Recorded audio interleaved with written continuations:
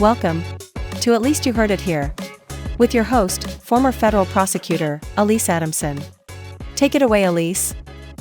The U.S. strike in Iran, a successful operation, and what even does success look like in a situation like this? And why are Democrats fumbling to find a unified message while the Republicans, mostly, are able to stick to the script? And welcome to another episode of At Least You Heard It Here. I'm your host, Alyse Adamson, and this is the podcast where we put the topic of the day on trial. And today's topic, well, it's the U.S. entry into the Israeli-Iranian conflict. Some fear Donald Trump's authorization of a strike on 3 Iranian nuclear facilities would be the start of a forever war. However, as of now, it seems like it was the start of a ceasefire that President Trump is passionately committed to.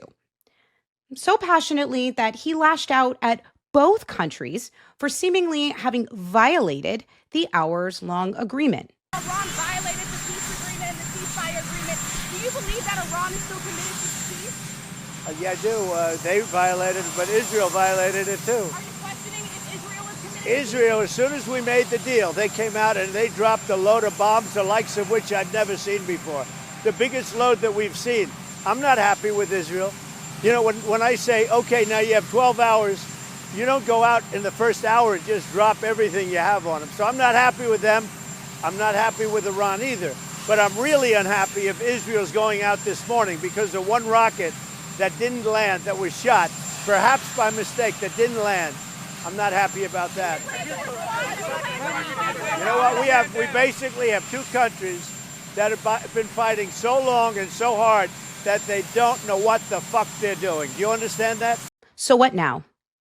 Even though questions remain about the long-term effectiveness, impact, safety, and even deterrence, the operation did not cause an immediate escalation. Well, here to help us dig into the politics, the strategy, and the spin is Meghan Hays. She's a former special assistant to President Biden, and she's also the former director of message planning at the White House from 2021 to 2022. Welcome, Meghan. So, Meghan, thanks again for joining. Really appreciate it. Thank you for having me. No problem. Nice to see you outside of the CNN green room. Yeah. So, why are Democrats upset about this strike? Like, they all seem to be upset about something. They can't really decide about what that thing is, but they all seem to be upset. Why is that? I think a couple of things. Democrats can't figure out what works and what doesn't work in terms of messaging, and I think that's problematic because there's a lack of leadership on the congressional side. But I also think Democrats have a right to be upset that they don't feel like the intel was presented to them, and they don't feel like the congressional leadership does not feel like they were briefed beforehand, and they don't feel like the intel is there. And so I think that there are some valid questions. And then I think there's some also valid questions of how successful this strike really is. And because no one can tell us, and Donald Trump is saying that he obliterated the nuclear sites, and then the news cycle is going to move on and no one's going to go back and check. And so I think Democrats are right to keep asking these questions in the current news cycle.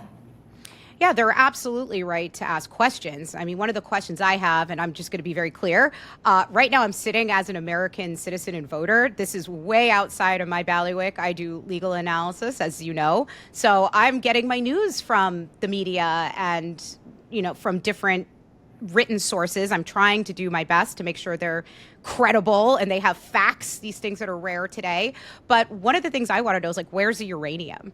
We struck these 3 Iranian nuclear facilities, and there seems to be satellite imagery that suggests, at least, that there were trucks at the sites several days before the strike. No one has been able to get down there to the sites. Obviously, they're underground, to confirm whether these stockpiles were destroyed. And I agree with you that we are not asking that question enough right now, because that goes directly to impact and effectiveness of the strike. Is that correct?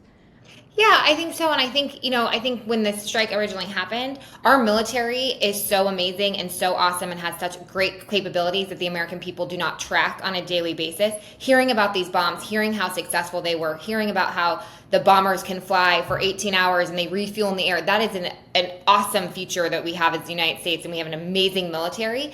Having a successful military operation is very different than the actual goal being achieved. And I think now we're getting to the point where we need to start asking more questions about, was there actual intel that presented itself that this strike was even necessary? And also, to your point, where is the uranium? Where are these things? Are they still capable of doing it? Clearly, we've limited their ability to make a nuclear bomb in the next 3 to 6 months, but how far back have we pushed them? Is it 1 year, 2 years? Or did they move it all into a different location that we just don't know about? And I think those are the answers that we don't have. And it's unclear if we will ever get them or we will ever actually really know.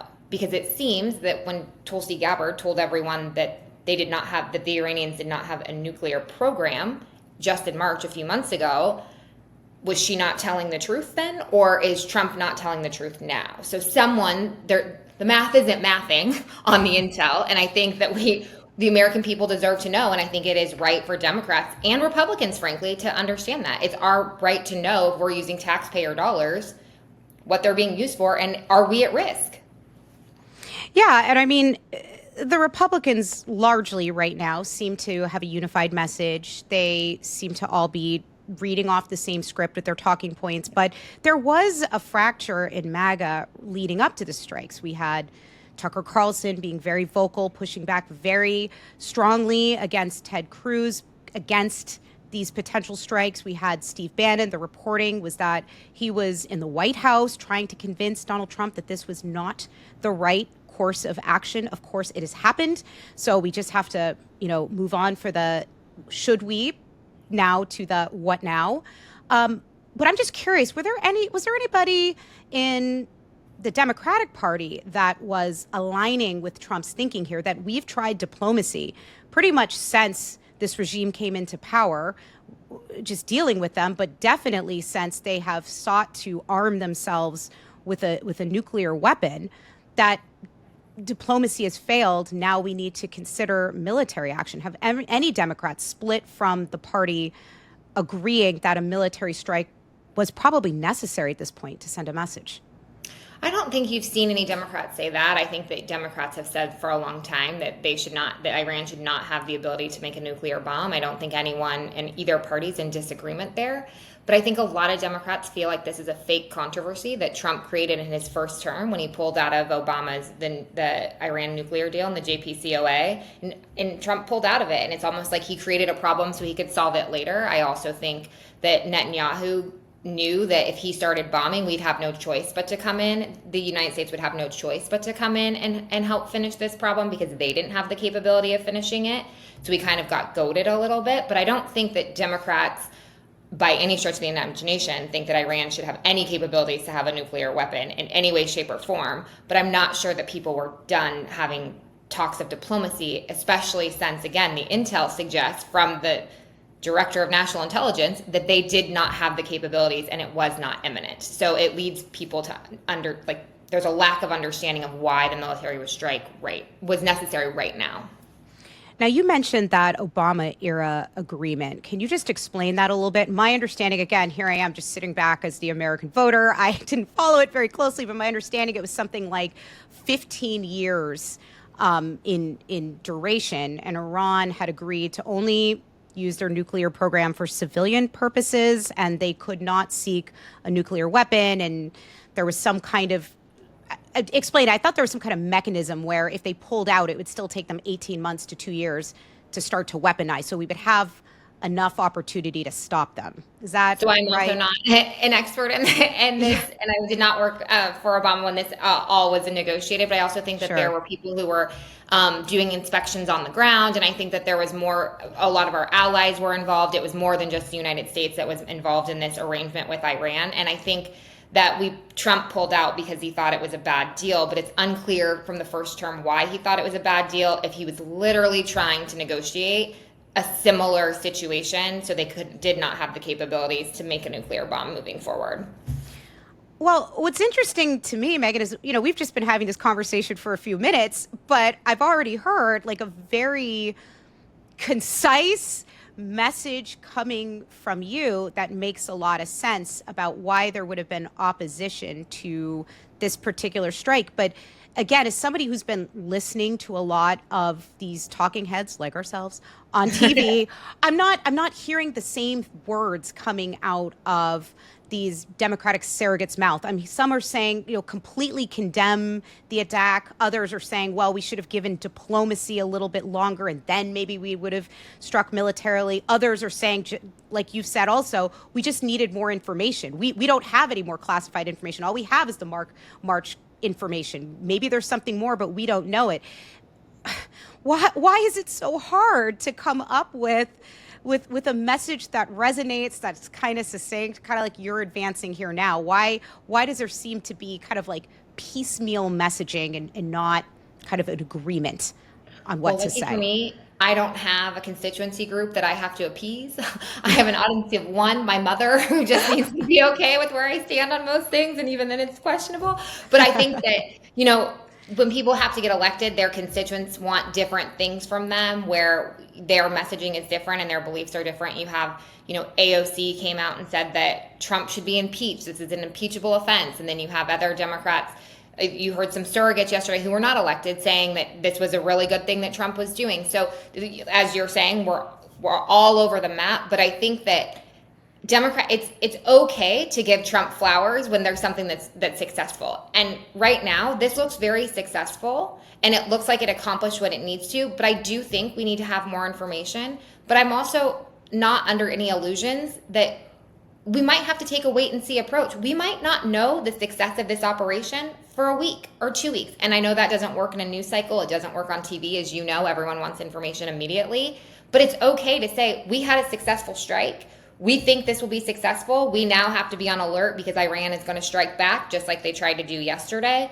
But it's okay to give the Republican Party and Donald Trump some flowers, to just, and I don't mean to be cavalier in saying it that way, but just to give some, credit where credit is due, and then move on. But everything can't always be wrong all of the time, because that's not how the American people see it, and nobody sees everything as black and white. And I think that that's where Democrats fall problematic.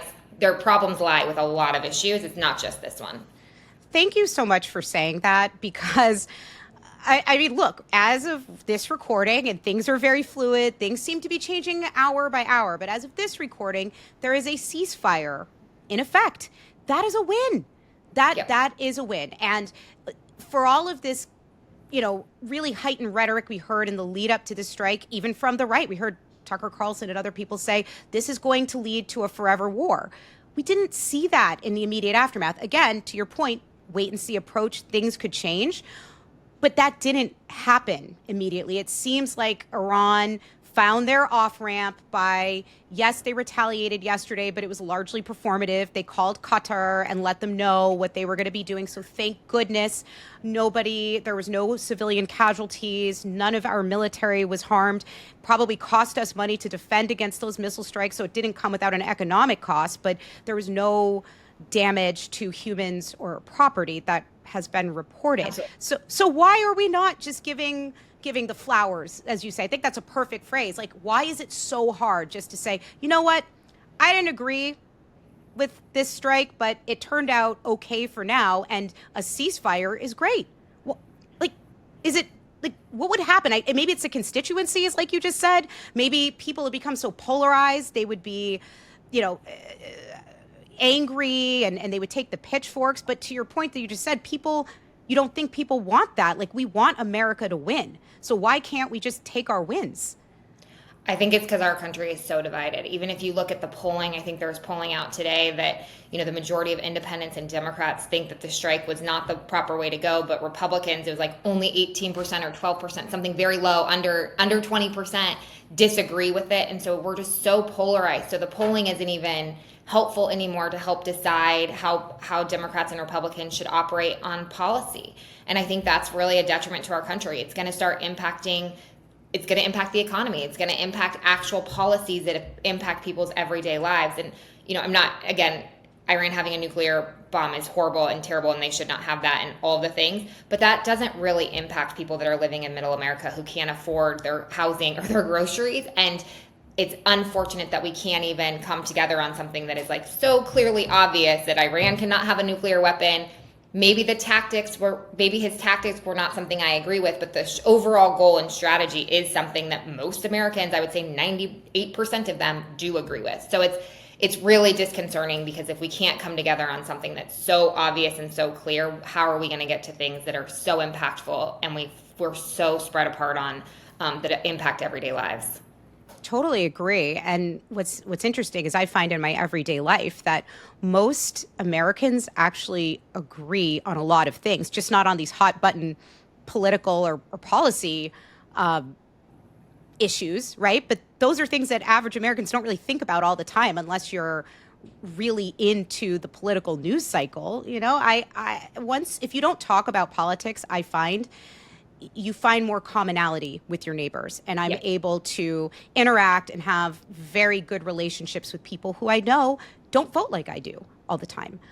So I hear you. It is very alarming that we can't publicly come together and celebrate a win when it is very possible, right? It is possible if we decided to do that, I guess is the way I look at it.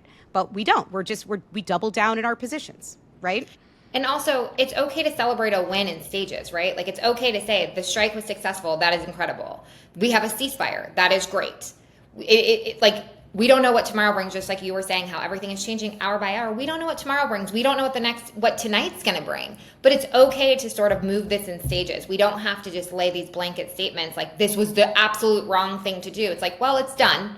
So why don't we just go when we can and do things in stages here and sort of take this by one. And the way you can debate this overall and the big picture is elections. This is why people vote. You can vote for someone different if you don't agree with the tactics here of this strategy. So that's where you decide that. But doing this in the news cycle every hour, every 2 hours, I think it's harmful. I think it creates a harsh rhetoric and creates more divisiveness amongst our own communities. And that's not helpful for our country.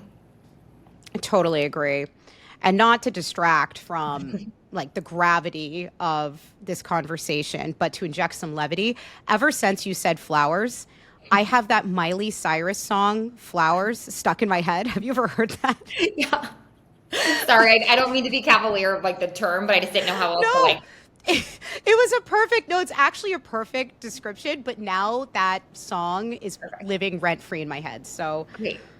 I hope later tonight when you're putting your kids to bed or when you're hanging out with the family, you're going to be like singing the Miley Cyrus song. That's one of their favorite songs, and it took a very long time to get it. To get it off repeat. They went through an entire Miley Cyrus phase. So there'll be a reintroduction. Awesome. I'm glad I could help with this summer introduction of Miley Cyrus.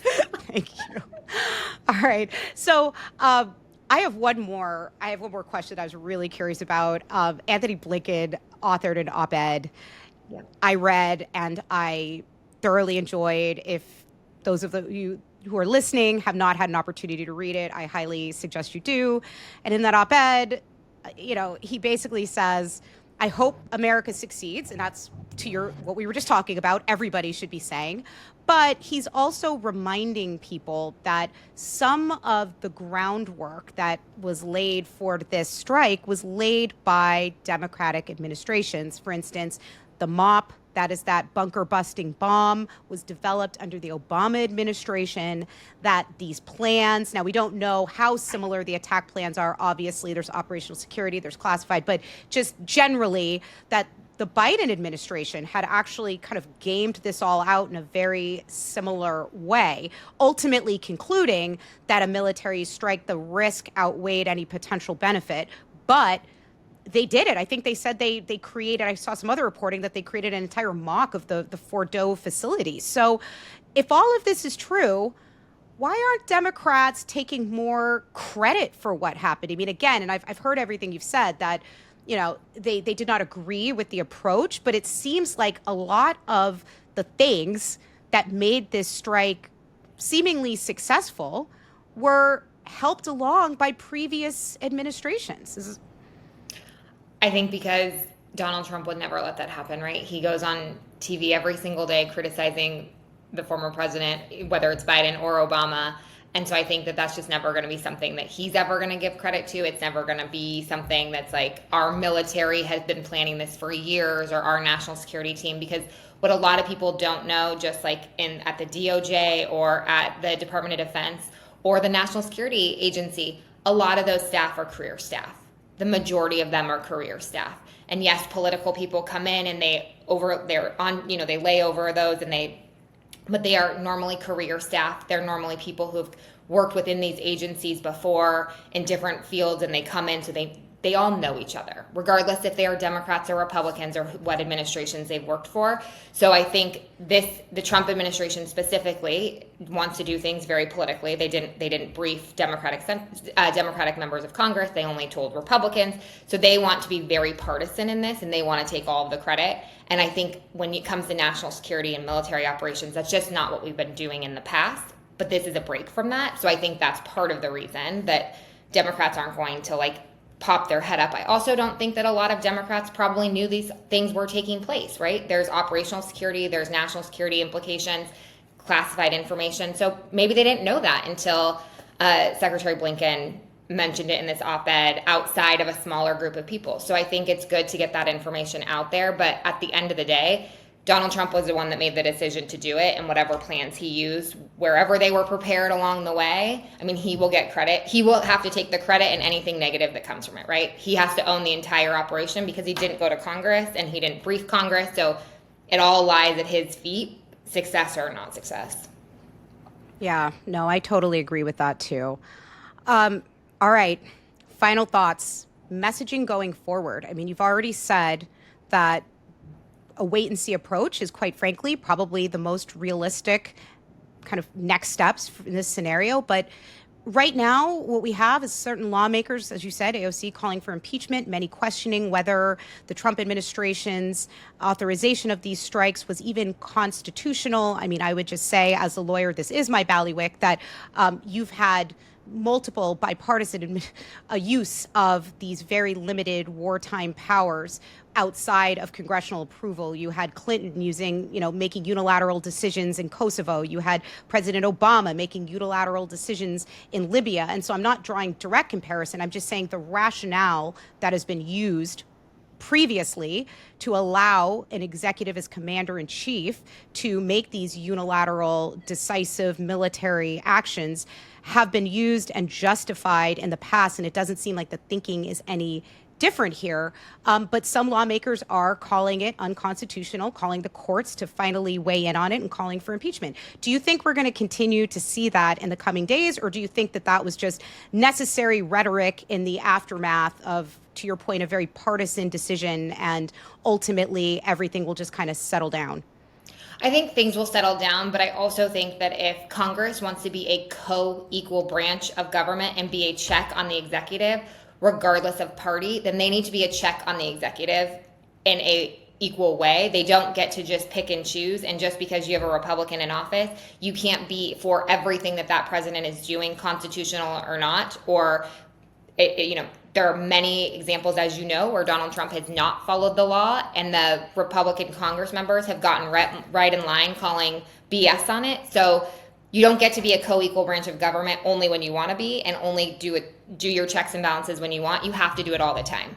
And unfortunately, Congress, both parties, have kind of given up some of these powers to the executive branch over time, and it's just more exasperated now because we're just seeing more decisive actions from Trump. So I just, of course I would like Congress to do its job and be a checks and balance on the executive branch, but we need it to be consistent, and we need it to be through every administration and every party. And I don't think we have that now. So I think that this particular issue, of course, will calm down until it rears up again against something else. But members of Congress need to decide, are they independent from the executive branch, or are they just falling in line? And I think that's where we need to have some real introspective looking from the members of Congress, which I'm not sure they will do at this administration.